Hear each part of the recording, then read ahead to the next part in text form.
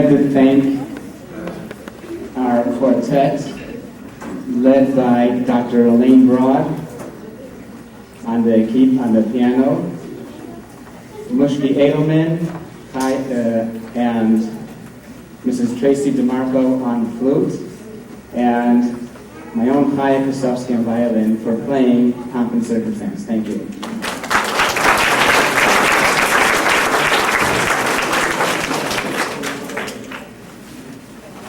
"1987 was a long time ago.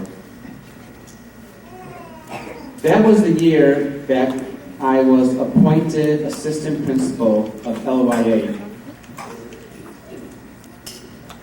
To tell you the truth, when I was appointed, it was a difficult decision. And kind of by default, and kind of by some coincidence, I ended up with this position. It was extremely challenging.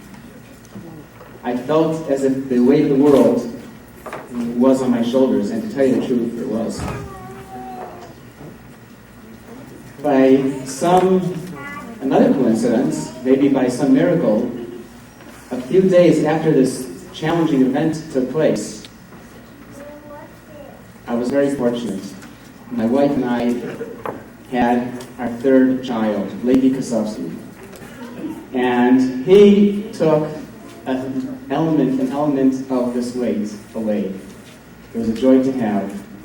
And the truth is that almost all of our 8th graders, our graduates this evening, were born during that fateful year, that wonderful year, 1987. And things progressed, and a couple of years later, they were crawling and rolling down the halls, into our preschool. And at that time, believe it or not, they were a bunch of cute kids. And thank God, many of them are here today. Not all of them started here, but many of our graduates did. And we've watched them grow.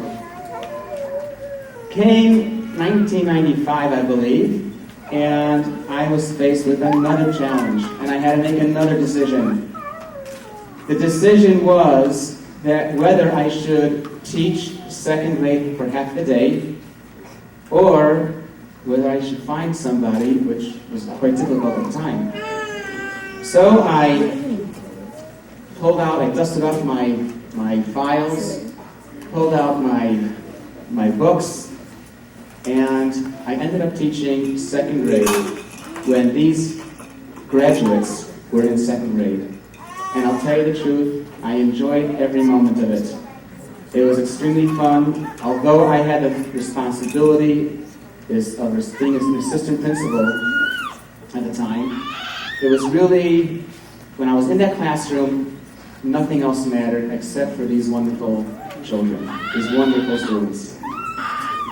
And speed ahead, a few years later, actually this year, into the spring, 2001, I had the wonderful opportunity of accompanying our 8th graders with our 7th graders on a 2-week trip to Israel. And believe me, there was nothing like it in the world. I don't know if I'll ever do it again, I'll ever be as sane as I was, but we had a wonderful time, and it was extremely exciting for me to share a few moments, a few weeks with these youngsters. Decisions, choices. That's what life's about. I could always hear, as I walked down the halls, your teacher telling you, life is about choices. Life is about choices. You make the choice, you have to deal with the outcome. And that is true. The founder of the school, whose birthday will be coming up on the 12th day of this Jewish month, Rabbi Yosef Yitzchak Schneerson,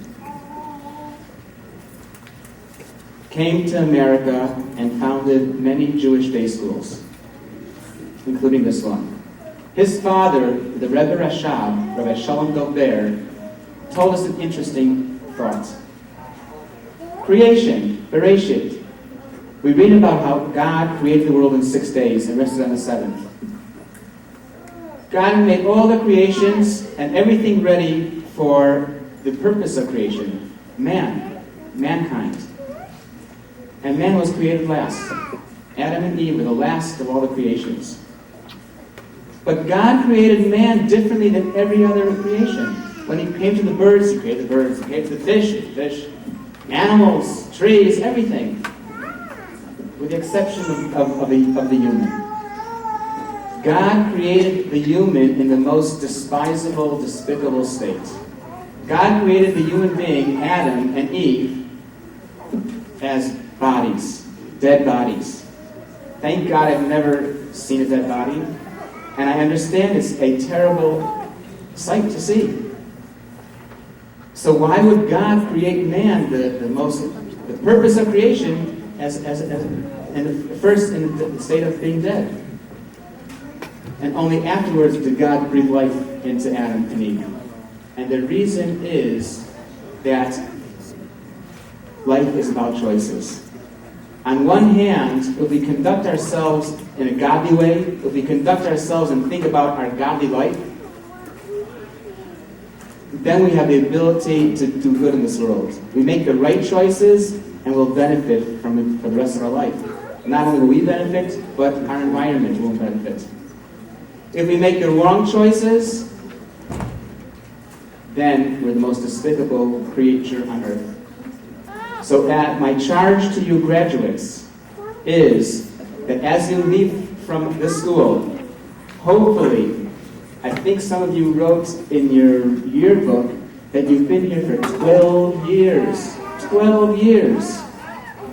That's like 90%, more than 90% of your life. 12 years.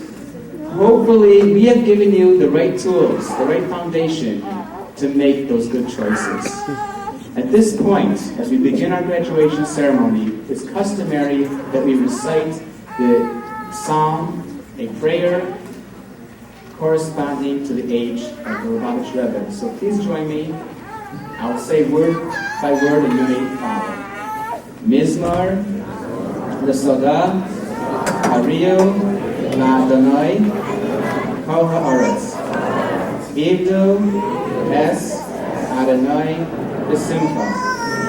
Bo, Lefanav, Birnanav. Ze'u, Ki, Adonai, Hu Elohim. Hu Asanu, V'lo Anachnu, Amo, B'Tzom, Mariso. Bo, Sha'arav, B'Todah, Chatzerotav, B'Tila, Odulo, Baruch Hu Shemo. Ki, Tov, Adonai, Le'olam Chasto, Be'ad, Dar V'Dar, Emunato. Thank you. At this point, I'd like to call upon Rabbi David Edelman, the Dean of the school, to say a few words.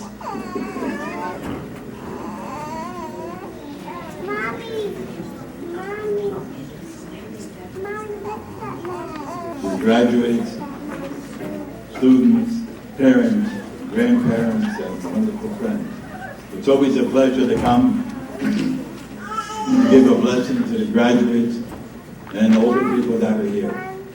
Your graduation comes out in a very auspicious time. Tonight we start the new Jewish month of Tammuz, which is called the month of redemption, when the former Lubavitch Rebbe was freed from prison in Russia. On his birthday and 12 days in Tammuz, we always have a celebration here. And today they're reading the Torah, the chapter called Korah. And I want to leave you with that one sentence. It says in this chapter to read today, the Shabbos, and it will be read in every synagogue in the entire world. Tens of thousands of shuls this Shabbos morning, they're going to read this sentence. It says, Kikol ha'el da kulam kadoshim. All the Jewish people are holy. Every single person in the world, every child, every boy and girl, every mother and father, every Jewish person has in him a godly soul. And that's the lesson that we have to know. That everyone has the potential, everyone has the power everyone has the blessing from God to lead an honorable life, holy life, a spiritual life, the way the Torah has spelled out for us is such a wonderful and a happy and a joyous way. So that's my blessing to you. You read it in the Torah this morning. Remember that you have the potential of standing out as examples how children are supposed to act, how children are supposed to respect their parents, children respect their teachers, how children go out into the world with the proper manners. They show up how God wanted children to be. So God to bless each and every one of you with good health and happiness, and continue to have nachas from yourselves and bring nachas to your families and nachas to the school. Thank you.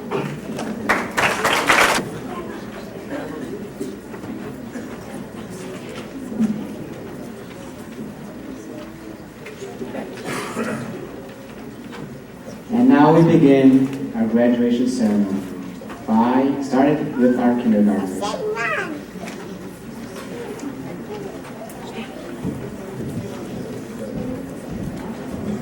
Family, friends, and teachers too, it is our pleasure to introduce to you the LYA Kindergarten of 2001. Rebecca, Kaya, Eli, Haley, Eitan, Nicole, Talia, Bracha, Ariella, and Hani to the 8th grade graduates this graduation. LYA Kindergarten is always a year of great learning and fun as students learn to work cooperatively with everyone. Over the years, teachers may change a project or game, but the care and concern for each child remains the same. Our graduates tonight began their time at LYA before we were born and saw the light of day. So sit back and relax as we take you back in time to the year of 93 as we sing about it in rhyme.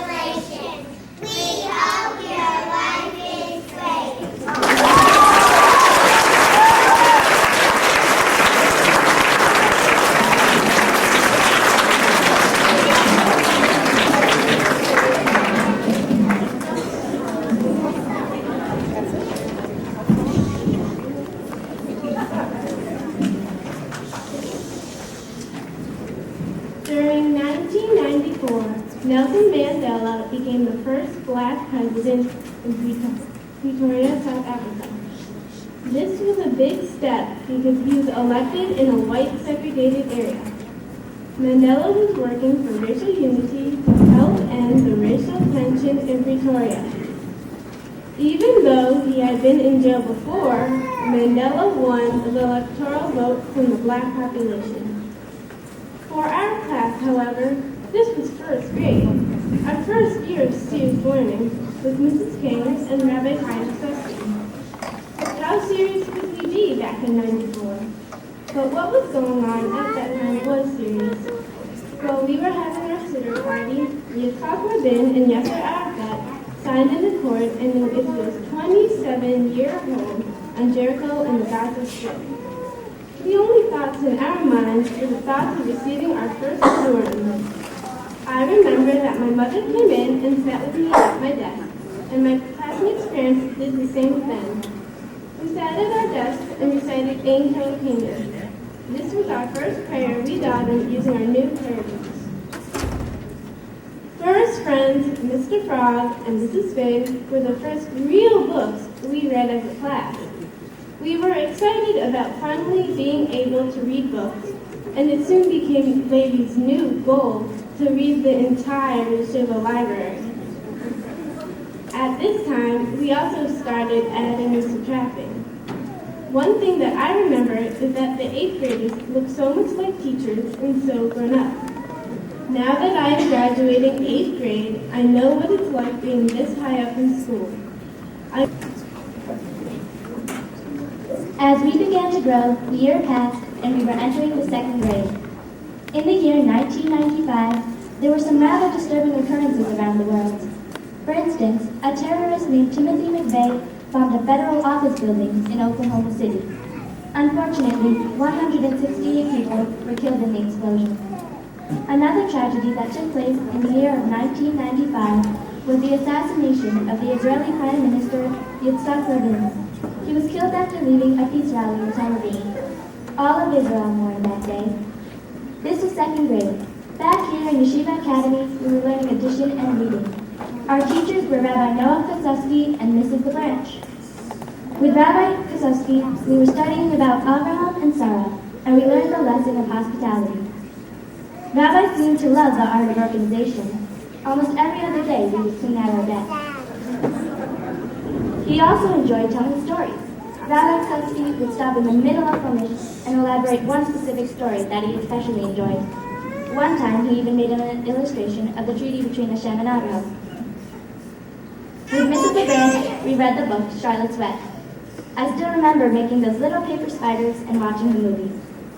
We also learned about the rainforest.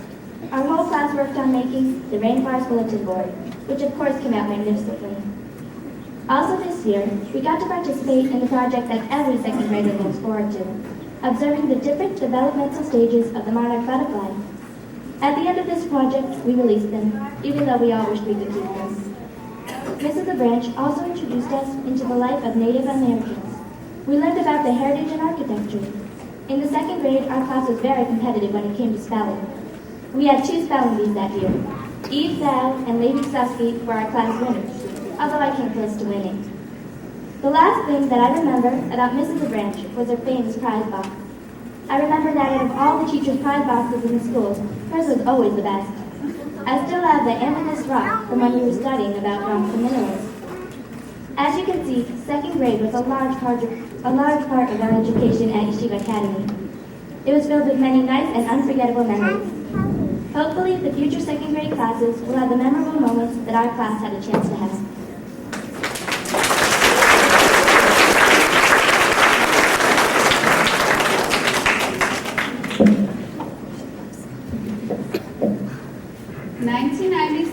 Was the year of mad cow disease outbreak, and the same year, William Jefferson Clinton was re-elected as the 40th President of the United States. 1996 was also the end of my classmates and me completing the transitional year of 3rd grade. Our teachers, Mrs. Morris and Mark Sufsky, guided us through our many challenging moments of that year. One of my fondest memories of the 3rd grade was making our Pirkei Avot Ethics of Our Fathers books. The next most memorable moment that will never be forgotten by my class was when Eve Thou, one of our former classmates, sliced her finger open while making Mark Sufsky's salad assignment. This was probably the only time we caught Mark Sufsky speechless and frantic. When a baby was delivered by the stork to Mrs. Morse, a substitute entered our room and many changes were made. Mrs. Janice Stambowski became our new teacher, and with her, we made magnetic books and rearranged the classroom. The girls sat together and the boys sat together in two different parts of the room. Although at times it wasn't very productive, it was extremely fun. This provided me with the opportunity to develop my magnetic personality. Our historical journey in time back to Sturbridge Village also happened during 1996. To prepare for our trip, we reenacted a classroom of the early 1800s. Mrs. Morris played the role of a teacher who loved to use her ruler, and I was the dunce.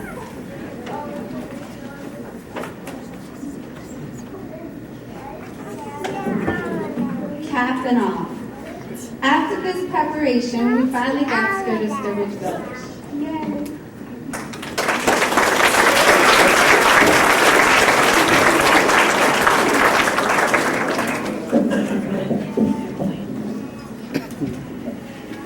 We transitioned from school in the 1800s to school in 1997 when we were in 4th grade.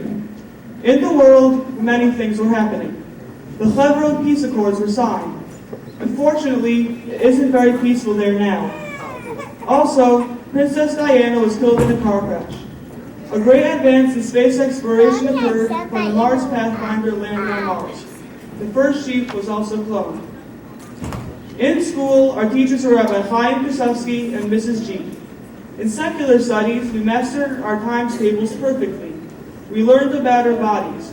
We also created models of homes in the desert as part of our studies on biomes of the world. In Hebrew, we started learning Navi and memorized the blessings of the 12 tribes in Chumash. We started to learn the Hebrew language in depth, too. Other incidences happened as well. We were combined with the 5th grade. Our Arbor Day celebration was held inside on account of the rain. Also, I won the geography meet that year. I continue to feel proud about that.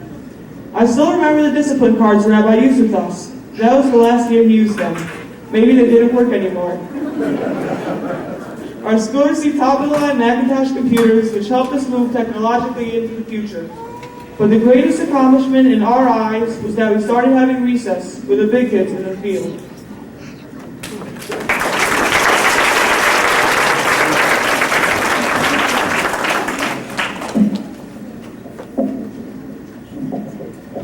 As our class enjoyed LYA's baseball field, in 1998, the world stood on their toes as baseball player Mark McGwire broke the record set by Roger Maris by hitting 70 home runs. That same year, Sammy Sosa broke the record with 66 homers. On a more solemn note, 258 people were killed as 2 American embassies in the Middle East were bombed. The United States retaliated with airstrikes over Afghanistan and Sudan. That same year, our teachers were Rabbi Wolf, Mrs. Therian, and Miss Call, now known as Mrs. DeMarco. Mrs. DeMarco was engaged that year, as we fondly remember, with who else but Natalia discovering the ring. In Ivrit, we learned how to use verbs in the future tense. We used this knowledge all through our years, and I still use it in Ivrit. Thank you, Rabbi Wolf, for skillfully paving the way into the future. As well, we wrote newspaper articles about all of the plagues inflicted upon the Egyptians in the book of Shemos, Exodus. With Mrs. DeMarco, we were introduced to novels. We began with Trouble with Tuck, a heartwarming tale of a dog named Tuck who goes blind. We wrote to NASA as we soared to look at the planets. Our response was a slew of papers and pictures that aided us in our reports. Mrs. Therian taught us science, and I fondly remember looking at rocks to see if they cracked from expanding ice. She also taught us about early inventions in social studies and how we stole the cotton gin from England.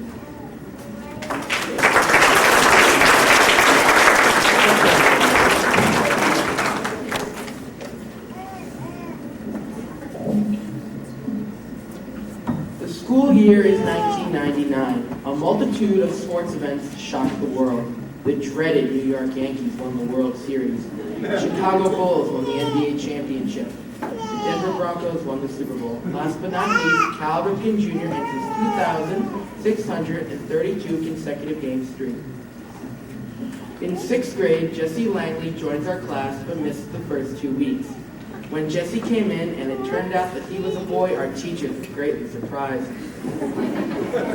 We experienced the joy of knowing that we would have the same teachers for the next 3 years. On the first day of classes with Mrs. Therian, she taught us about the elements of a short story. I still have those notes to this day, but I don't know why I kept them. This was the first year that we had Rabbi Edelman as well as Gemara. He taught us about half mincha, lawn mincha, and plug mincha. I still have no idea what he's talking about. Mark Sufsky taught us about the splitting of the sea. I built a model that was made of sandpaper and Lego men hanging 10 on a pedalway. For Ed Fair that year, we worked on projects about Egypt in groups comprised of the entire middle school. The projects came out as a big success. About March, Ms. Dixon and my mother took the class on a field trip to a local fossil fuel power plant. For classes such as Parsha, music, and gym, the boys and girls were separated. It was different not having Talia in class. There was a week after February vacation that the 7th and 8th graders then went on their Israel trip. Rabbi Edelman and Mark Sufsky weren't at school with us. They were on the Israel trip with the students. It was as quiet then when they weren't here as it was when we left on our Israel trip. That was the year that the school went in for some cosmetic surgery. They began the work of adding on 2 classrooms, a cafeteria, and turning a classroom into a washroom. We would walk from the current 5th grade classroom to the auditorium to get from class to class. We all got stern talking to many times for being too loud walking down the hall. We all eagerly awaited the completion of the addition.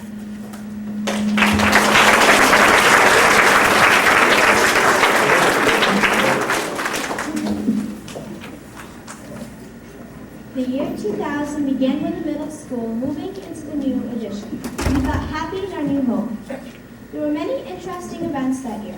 President Bill Clinton was the first American president to travel to Vietnam since Richard Nixon in 1969. Mr. Clinton encouraged the Vietnamese to open themselves up by trading with America. Mr. Clinton wasn't the only happy one in the family. His wife Hillary is elected to be the Senator of New York. She was the first lady to run for office. Here in Monroe, the most exciting and rewarding event of that year was when LYA received the distinction of becoming the first Jewish state school to be accredited by New England Association of Schools and Colleges. During those events, the 7th graders in LYA were enjoying the millennium by experiencing many projects and events in school. In Hebrew history, we learned about shtetl life. Mark Wasowski gave us an assignment to create a 3-dimensional shtetl. Accompanying the project was a written report about shtetl life and the people who lived there. In science class, Mr. Elliott took us to Six Flags for Physics Day. We had a lot of fun going on the rides there and spending time with our classmates. Our favorite rides there were the Scream, Thunderbolt, Twister, and the Mind Eraser.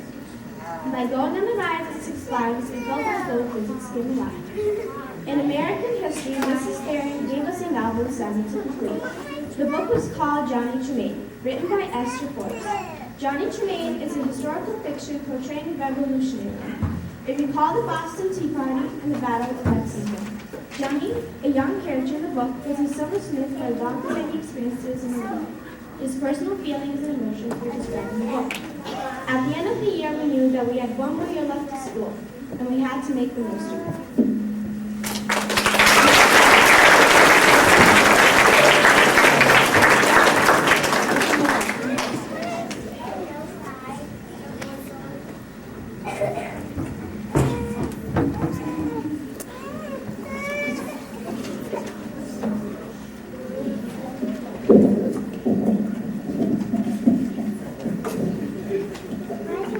Unfortunately, 2001 is a year of political and physical friction between Israel and the Palestinians.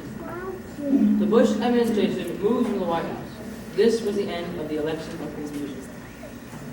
This was the year that LYA and our parents showed their support of Israel by sending us there. There, with Mrs. Stein, Rabbi Kosovsky, and Mrs. Vog, we had the experience of a lifetime. We went to visit all of the religious sites which we have learned about at LYA. We all agreed that the most moving part of our trip was praying at the Western Wall. We walked along the streets of ancient times and visited the graves of many great scholars of biblical and Talmudic time periods. Spot was where Mendy, Levi, Sruli, and I learned the real meaning of the saying, Spot, the city of steps. My classmates and I truly helped the Israeli economy through all the many severe critics. 20th century history came alive in this time.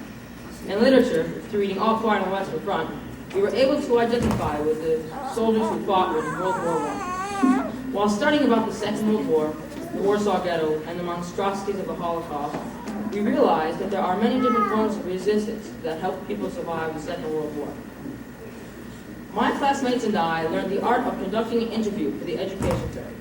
We successfully interviewed and studied the different businesses and workings of the social and secular community around us. Through this experience, we learned the role of industry and social services. Tonight, my class is formally completing their elementary and middle school education. LYA has given us the tools and skills to continue on no matter where our lives may lead us. Through guidance, kindness, and academia, our teachers have prepared us for our future. My classmates and I would like to say thank you to LYA. We are presenting a handmade quilt to hang in the middle school hall next to the pictures of LYA Israel experiences. It is our hope that this will begin a new tradition of the 8th graders, creating a grip for future students of LYA to enjoy. On behalf of my classmates and myself, I say thank you.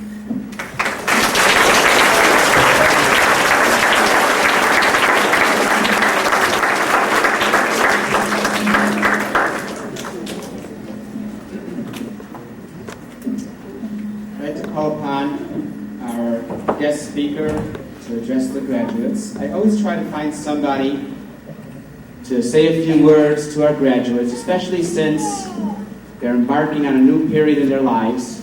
And I'd like to find somebody who's involved in the community and can sincerely tell them how they could help out as they grow.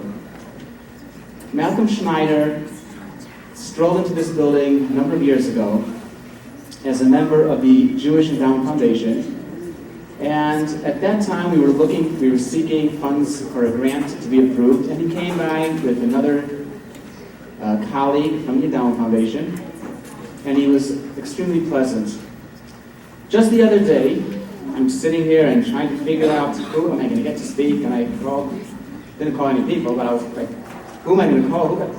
And all of a sudden, sent from heaven was Mal. So as soon as he walked in the door, I said, "You're my man." And the rest is history. What's truly unique, and I hope he doesn't get upset with me for saying this, is that Mal has been extremely helpful and supportive of one of our staff members during a particular period in the staff member's life. And it's basically Mal and his wife Sally, who is also here tonight, have adopted a family. And to me, that speaks volumes and says a lot more than all the other wonderful things that he's done for this community. So at this point, I'd like to call upon Mal to address our graduates.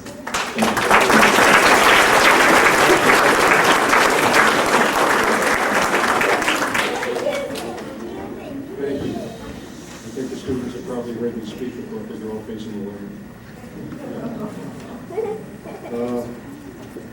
Rabbi, ladies and gentlemen, young graduates.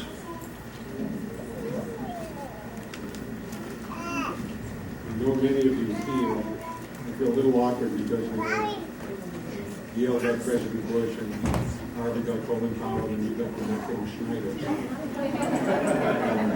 But the rabbi did ask me to spend about 3 minutes speaking. I think he limited it to 3 minutes because he knows that it'll go on and on. And I think what he'd like to do is have me give the young graduates here some words of encouragement and motivation. And I was going to do that to keep it very light and all of that. But to be honest with you, on the way over, I was thinking about what I really wanted to say. And I thought that they probably had enough encouragement and they probably didn't need any more motivation. And I thought about what I would have liked someone to say perhaps when I was in 8th grade or graduating, and what I really wanted to say to these people, to these young people. And so I want to present to the young graduates 3 ideas. just three very brief suggestions, three things that you may want to mull over, and you can use it or discard it or do what you want with it. But three things that I think have some meaning. The first is, and it's based on sort of an old aphorism, and it's sometimes you get stuck with lemons, and when you do, make lemonade. Most of us have heard that. I want to tell you what that really means, because you may never thought of it. I'm going to stand over here. Let me tell you what it means. What it really means is that sometimes life is not fair. Sometimes, as everybody in here will tell you, especially as they get older, life is not fair. There are things beyond our control, and life is not fair. Sometimes you will be up in high school or someplace else, and someone perhaps will cheat on a test and won't get caught, will get a better grade than you. You'll be the fastest one in a race, but you'll slip and fall, and you won't win. The night before a large party or an outing, you'll break out in hives or get a pimple, and you will want to scream, "It's not fair!" And you're right. It's not fair. But I would suggest to you that it is what you do about that when that happens that in the future will define your character, that in the future will make you the kind of person that you really are. It's not if you let it get you down, let it beat you down when life is not fair. It's if you do something about it, if you make lemonade from the lemons. I wasn't going to say anything, but the rabbi brought up Mrs. B. I don't know where Mrs. B is. Is she in this room someplace? Just wave so everybody sees her. You know, most of us know Mrs. B. Most of us like Mrs. B as much as we can like, a teacher. But let me tell you something about Mrs. B that you don't know.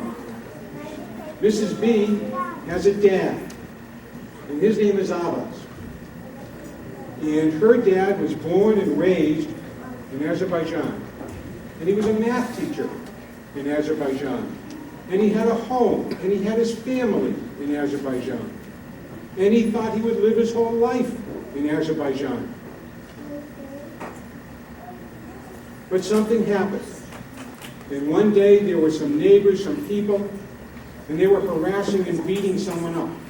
He was an Armenian because you're not too distant past if you studied Azerbaijan or if you know anything about the former Soviet Union. There was a problem between Armenia and others. And they were beating this person up. And Abbas, because he is a brave and courageous man, ran towards them and said, "Stop this. This is a true story." He said, "Stop this. Don't do this. This is a good person." And the crowd turned on him. And instead of beating up this Armenian, they beat him up. And they hurt him. And they taunted him. And they harassed him. And they continued to do that. Until finally, not too long thereafter, Abbas, who thought he would live his whole life in Azerbaijan, ended up on the shores of the United States and settled here in Springfield. And he didn't speak a word of English. And he didn't have a job. And he didn't know anyone or anything. And he could have let it get him down. He was given a bunch of lemons. But what Abbas did was he began to learn the language. And he has really begun to improve his English. And he's begun to volunteer. And he's begun to make friends. And he's brought his whole family over here. And he's begun to embrace this country. Because what Abbas did was he took a very bad situation when life was not fair. And instead of yelling, "It's not fair," he took those lemons and he made lemonade. And that defines his character, and it will define yours. The second thing I wanted to mention to you, your parents will probably hate me for this, but it's okay when you get up to high school, wherever you're going, not to do it. It's okay not to get A's and B's. I don't think you're going to come for me. It's okay not to get A's and B's. It's okay not to be the best. It's okay not to win the race. But I would suggest to you that what is not okay is not to give it your very, very best. Not to reach inside and say, Can I give a little bit more? Can I study for an extra 10 minutes? Can I play that instrument for an extra couple of minutes? Can I run any faster? Can I do better? The last thing you want to do is go, while you're racing, oh my goodness, I'm 2/3 tired, I'm going to quit. Give it your very, very best. And if you give it your very, very best, that too will define your character, and I promise you, your parents, everybody else, will be very, very proud of you. And they won't worry whether you're number 1 or number 101. They won't worry whether you win the race or get all A's. But you've got to give it your best.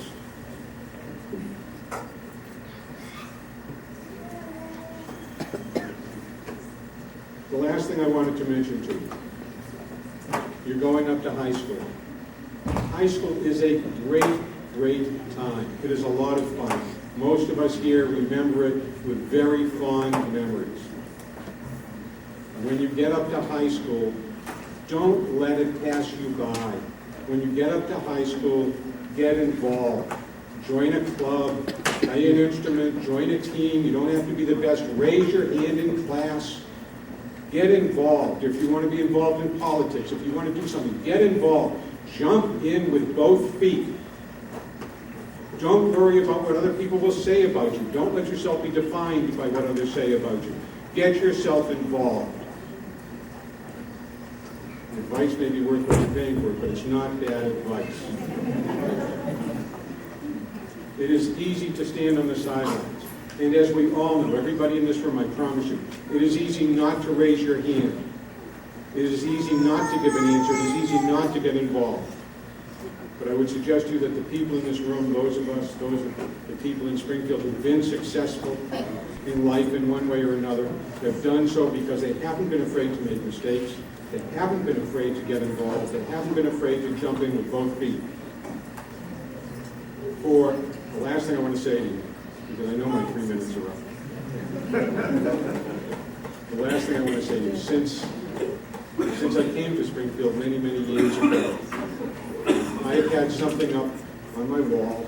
I made a copy of it today, and I'm not going to read you the whole thing, but I'm going to read you just a couple of lines from it.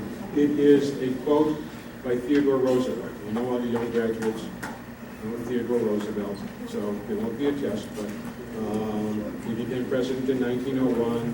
When William McKinley died, I know you all know that. And he was a great environmentalist. San Juan Hill, 1898, all of those things are from 1901 to 1906. Rabbi, you should have me teach it this way. I'm going to read to you something briefly that he said. Matter of fact, it's only this little piece down here, and I'll read you the whole thing, because I think it says something nice. Teddy Roosevelt said, and as I said, this has been up on my wall for as long as I can remember, it's not the critic who counts, not the man who points out how the strong man stumbles, but where the doer of deeds could have done better. The credit belongs to the man who is actually in the arena, whose face is marred by dust and sweat and blood, who strives valiantly, who errs and comes up short again and again, because there is no effort without error or shortcoming, but who knows the great enthusiasms, the great devotions, who spends himself for a worthy cause, who with the best knows in the end the triumph of high achievement, and who, at worst, if he fails, at least he fails while daring greatly, so that his place shall never be with those cold and timid souls who know neither victory nor defeat. So, in summary, I would suggest to you, get involved. You can be in anything you want, but find something. Don't let high school, don't let life pass you by. No matter what you do, give it the very, very best that you've got. And if things don't work out, go back to number one. Sometimes life is not fair, and if you get stuck with some lemons, make lemonade.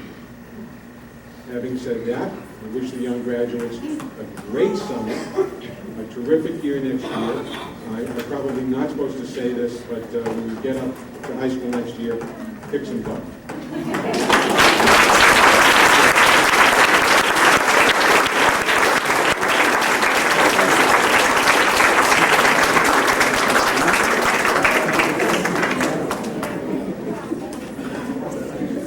Okay? But presentation of our diplomas, I'd like to call upon the president of our board, Carol Engelson, also the parent of our graduate, Elke Engelson, to join us on the stage. And I'd like to call upon our a few seventh graders, Yelena Kundel, Ruth Mullins, and Camila Hidayah, for something a little different with the presentation.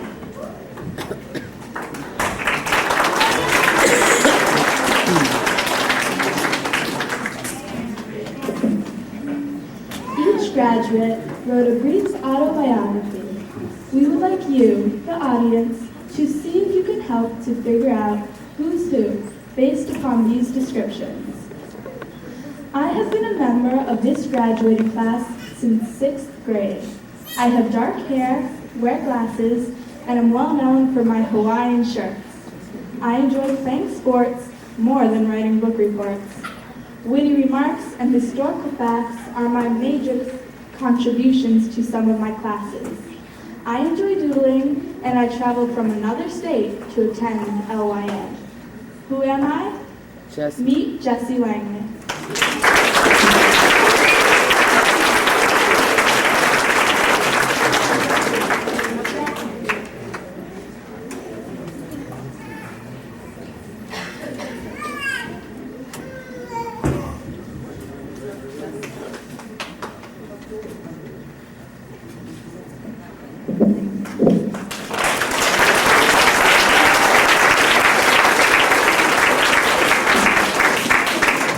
I am of medium height and I am underweight. I love sports and recess. Math and science are not my strong points, yet Gemara suits my fancy. I sit in the back corner of both middle school rooms. I travel very far to school. Don't mess with me before noon. Who am I? Meet Troy Edelman.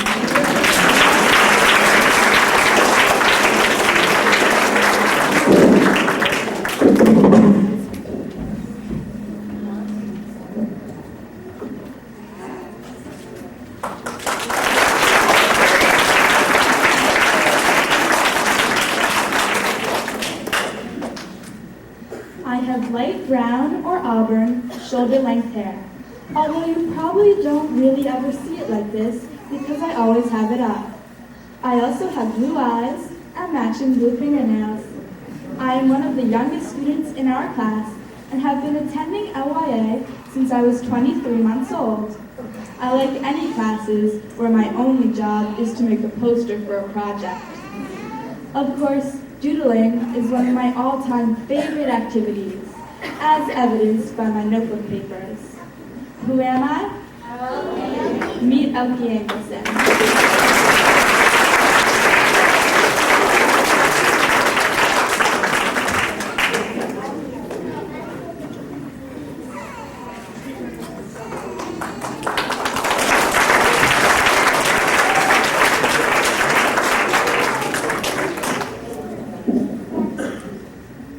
I am a nice 13-year-old boy who likes to use humor in a variety of situations. Over my brown eyes, I wear glasses. I have brown hair and a Red Sox hat, which is permanently attached to my head. I am tall and thin, and I like history. One subject which I will not miss next year is Ibris. Who am I? Meet Lady Ksovsky.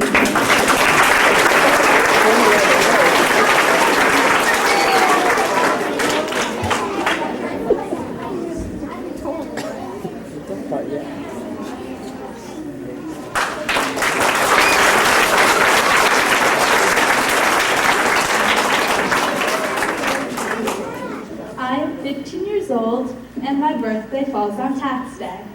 I have black hair and dark brown eyes. I am also on the short side. I've been attending LYA for 7 years. I do not have any siblings, and my favorite color is blue. I like to listen to music, watch television, and go online. The Count of Monte Cristo is my favorite piece of literature. Who am I? Meet Sabina Agayeva.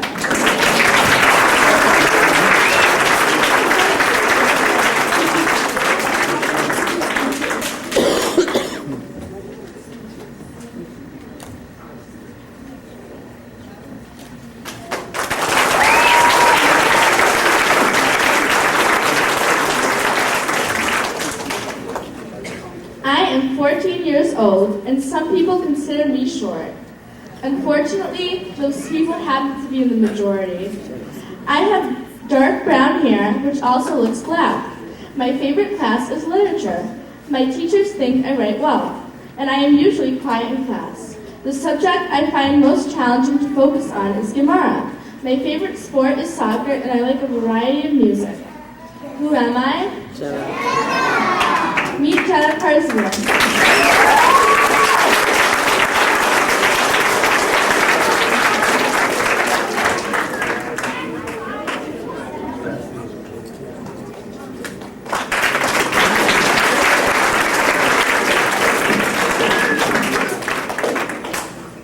14 years ago, I was born in New Jersey.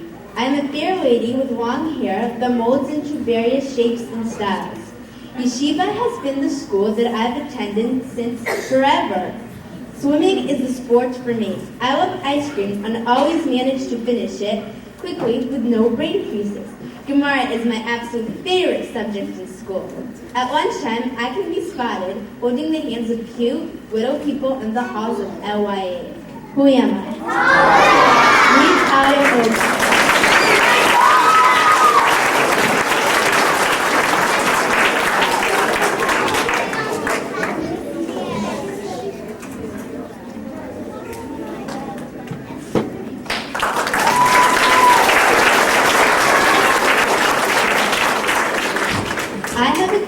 LYA for 12 long years. I enjoy time away from school and long walks on the beach. I'm the middle child and the only boy in our house. The subject I enjoy the least is Ivrit. The one I enjoy the most is recess. My teachers say I am the quietest student in the class when I am absent from school, that is. If you can't figure this out yet, I'm also the student who fell off the donkey in Israel. Who am I?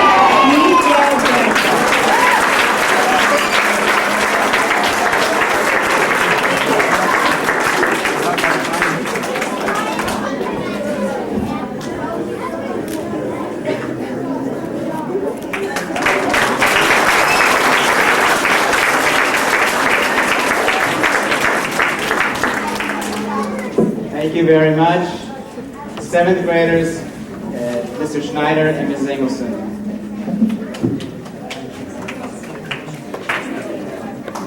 I'd like to call upon the Director of Secular Studies, Sheila Shear, to continue with the award presentation.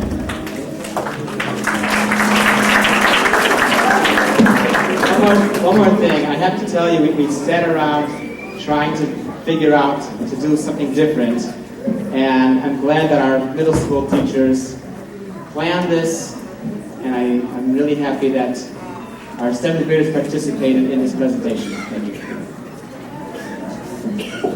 Okay, well, Jenna, I'm with you. There's not a lot of people in this world that think I'm tall, except for kindergartners. And one of the things that I was reading with this year upon entering this 8th grade class was, you know, Mrs. Shear, you were a lot taller when we were in kindergarten. At any rate, mazel tov to all of you, as I've reminded them all year. They were my first encounter here at LYA. Not my last, I hope, but they were certainly my first. And when I retire, the book I write is going to be entitled The Class of 93. At any rate, I feel like the person at all the award ceremonies when they say, oh yeah. So I'm going to do these wonderful awards. There are a group of students who have done some outstanding things this year. The first group of those students are those students who have perfect attendance, and I will ask you to hold your applause until I call all of them. When I call you up, please come on up and get your reward. And they are first grader Rachel Kaufman, second grader Mendel Kosovsky, third grader Livman Kosovsky, sixth grader Chaya Kosovsky, sixth grader Anna Rothkin, 7th grader Ruth Mullins, and 8th grader Levi Kosovsky.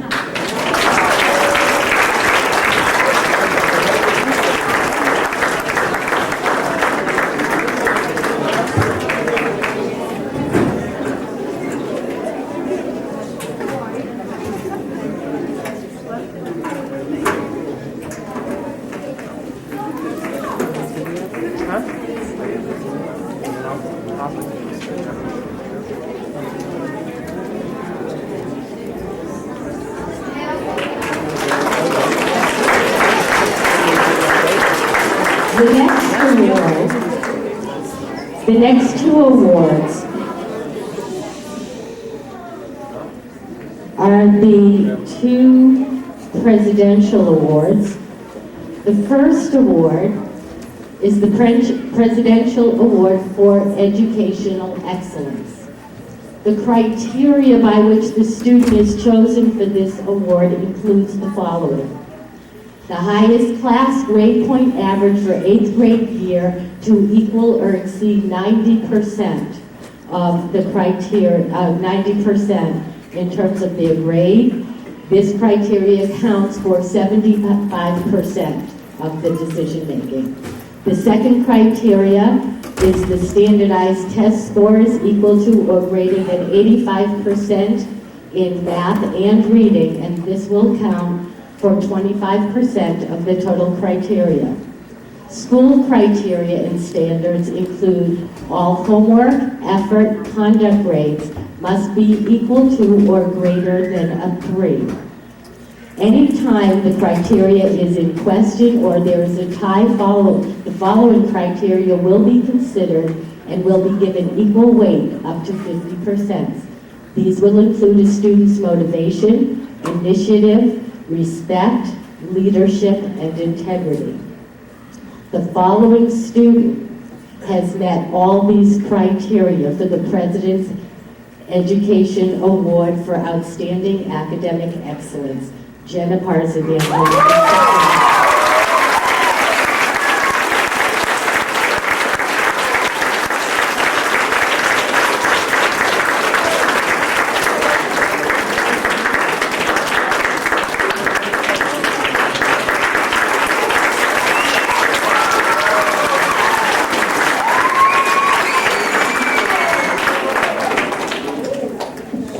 The next presidential award is for educational achievement. The student who receives this award must meet the following criteria: must maintain a grade point average for the 8th grade year to be equal to or exceed 75%, must demonstrate the highest level of motivation, initiative, respect, leadership, and integrity.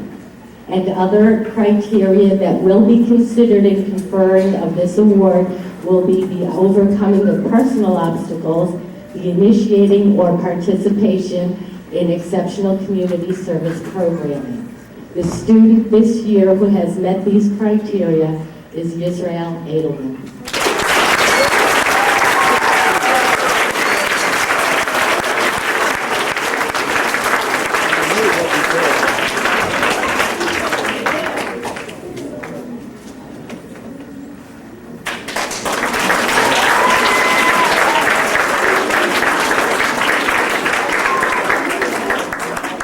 Last year,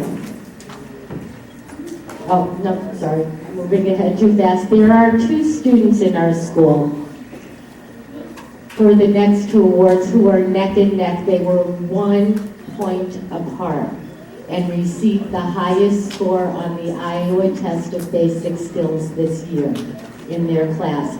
They are Levi Kosofsky and Jared Beresin.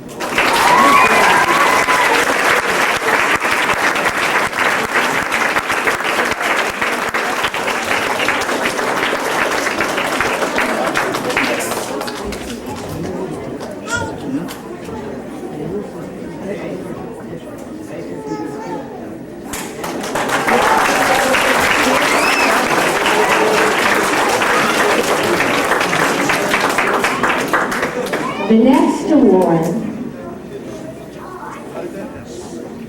is the Rabbi David Edelman Award that was begun by Mrs. Edelman to honor her husband. This award goes to the student who exemplifies the mission of Lubavitcher Yeshiva Academy. That student this year is Karina Lysenko.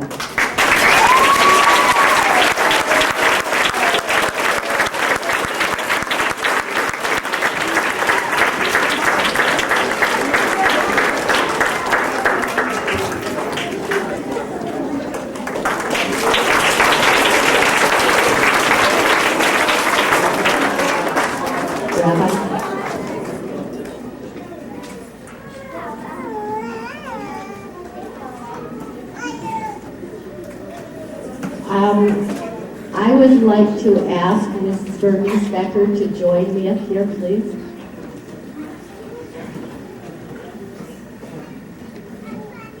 Mrs. Becker called earlier today. We weren't sure she was going to make it, but I'm glad that you're here.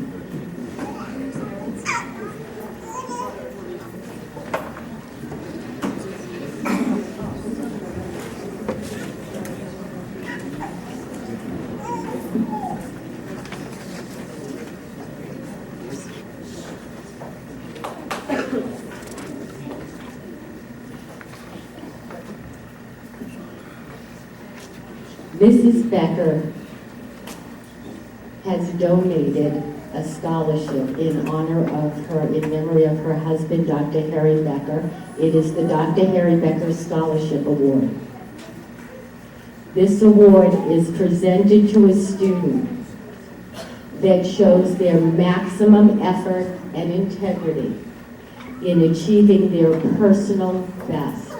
This is not necessarily the highest achieving student. This is not necessarily one of those students that may strike you as being the top of their class, but they are the top of their class, and they are the kind of student that we love to have here at Yeshiva, those students that work so hard to achieve their own personal best. They may work and just show us their best side all the time. And that's what Dr. Becker and Mrs. Becker wanted this award to represent. The student this year. This award is a monetary scholarship that will allow this student to attend Judaic programming of their choice, be it Shabbaton, be it taking a class, be it to continue their Jewish education, and whatever form that takes will be the choice of the student. This year, the student who has put in her maximum effort with the greatest amount of integrity to achieve her personal best, and who has made all of us here at Yeshiva extraordinarily proud, is Sabina Agayev.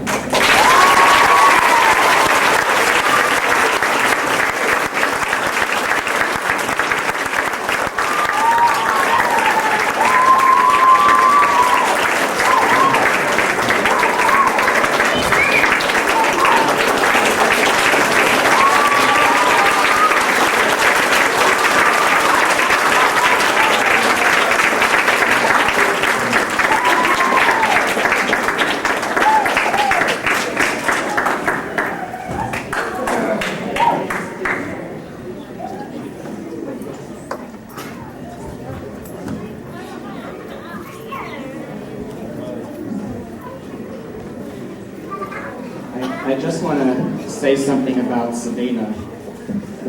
During our trip to Israel, there was a lot of walking, a lot of hiking, and it was difficult for the best of us to keep up. There were times that Sabina wasn't able to join us for particular events, unfortunately. But it came to one of the last days that we were there, we went up the snake path up Masada. It's about a 20-minute hike. There's no steps, it's steep, there's rocks, it's difficult. And Sabina made up her mind that she's going to do it. Well, Mrs. Therian and I stayed back with her. We went slow, we took our time, we rested a few times. And this young girl's determination was inspired everyone, because she made it up there. And for her to conquer that hike, to conquer Masada, was a real victory. I want to tell you that's only part of it. That's only part of it. The other part is that the entire 2-week trip and on Masada, not once did we hear one complaint, one sigh, not one word of complaint from Sabina. Again, a true special gift that you have. We should all take a lesson from Sabina. Thank you.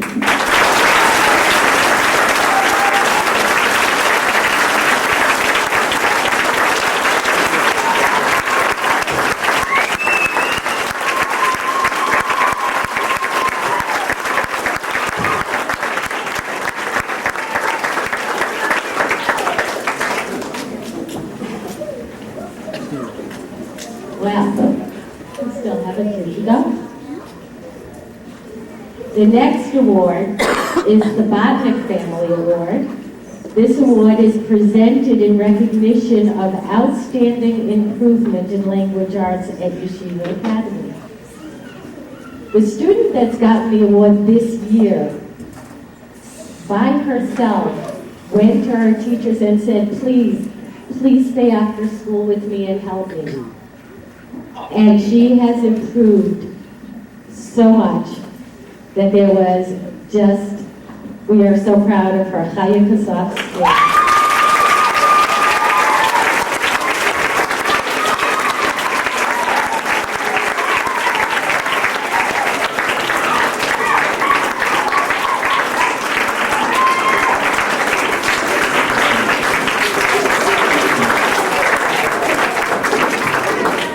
Almost done. The next awards and the next pieces of recognition go to students who give up some of their own free time. Time that they could spend at recess, time that they could spend playing, extra few minutes here and there at lunch. These students volunteer their time. This first student volunteers his time and has volunteered his time every single morning that he has been here in school. He has given up the first half hour of the day of his free time to go down to the preschool and help the little ones come in and get adjusted and to help out the students in the preschool. Ari Parsvan.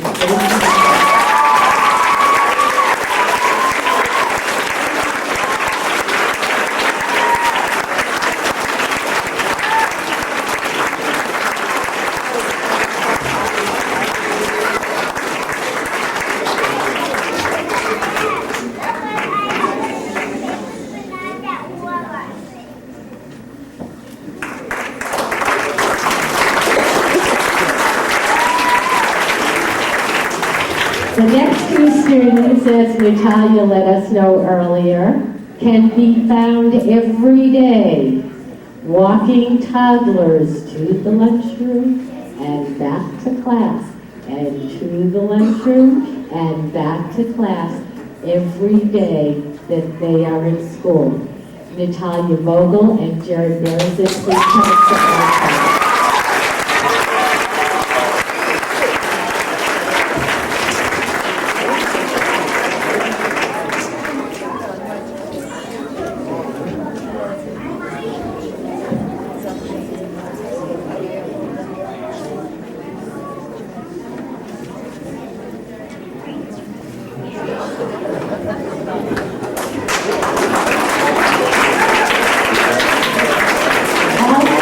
I would just like to mention that every day at lunchtime, Ari and one of his classmates, Tim Seminowitz, they help the kindergartners every day at lunch, and we have, in general, all our students this year in our 3rd and 4th grade classes who have taken their cues from Ari and from Tess, help the younger students with their food, cleaning up their tables, benching beautifully, and I think the reason why the kindergarten can bench so beautifully now is because they have been helping them all year long, so thank you.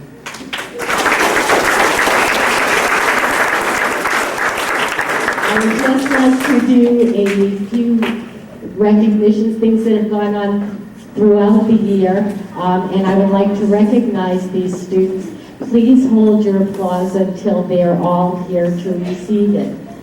Earlier this year, Our middle school students participated in the Hatikva Holocaust Resource Center annual spring contest in writing and art. And our school this year had 3 winners. All entries, by the way, that came from Yeshiva, and Yeshiva was the only school to submit these entries, were submitted in Hebrew. They were all submitted in Hebrew. And they were just incredibly beautiful.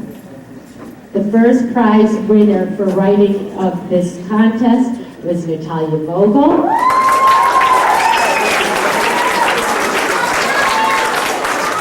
Second place winner for his poetry was Jared Beresin.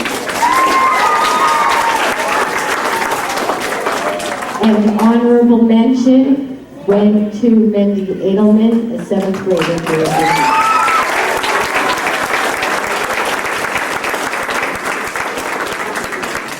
I would now like to take just one more moment of your time and recognize our student council. The first thing I have to say is their advisors. Mrs. LeBranch, can you stand up, please? And Maura Kosofsky, can you stand up, please?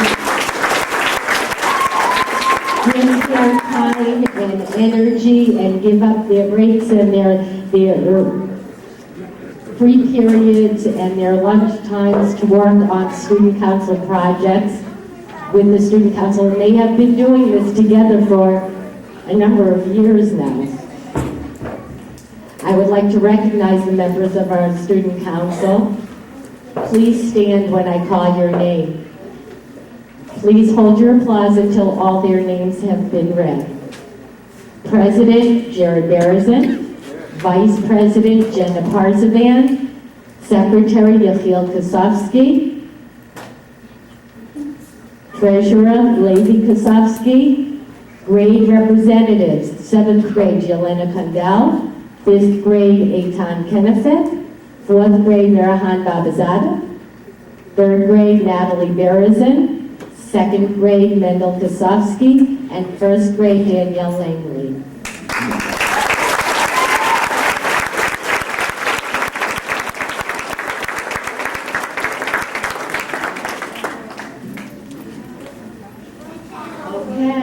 Well, just been given my little notes here. We have a few students in the audience that are former students of our school, and I'd like them to just wave and acknowledge that they're here, and I'm sure they're here to see their friends graduate. Eve Thau, Toby Kosofsky, Maureen Langley, Benjamin Kosofsky, Shani Edelman, Zev Vogel, Abraham Engelson, and our former Director of Secular Studies, Dr. Rachel Siebert.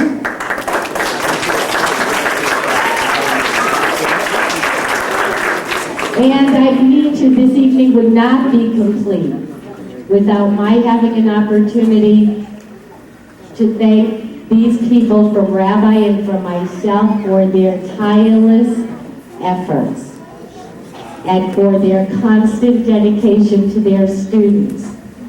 Teachers, please rise when I call your name. Lala Babzada,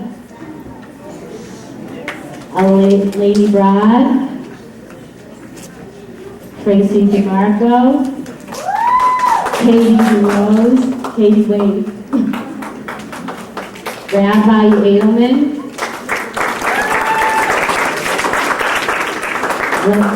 Leslie Hager, Colleen Kelleher, are you here? Colleen, are you here? Because Colleen wasn't able to make it. Rabbi Chaim Kosofsky, LYA Kosofsky, Aaron Branch, Christine Little, and Kelly Princess could not be here this evening, but she extends her well wishes to the graduates and their families, and Mrs. Jean Therian, and Mrs. Jacqueline Saidi, who joined us this year, and Rabbi Yaakov Flint. Welcome up again to everyone, to our graduates and your families, and welcome to Yeshiva, and I hope you've enjoyed your evening with us.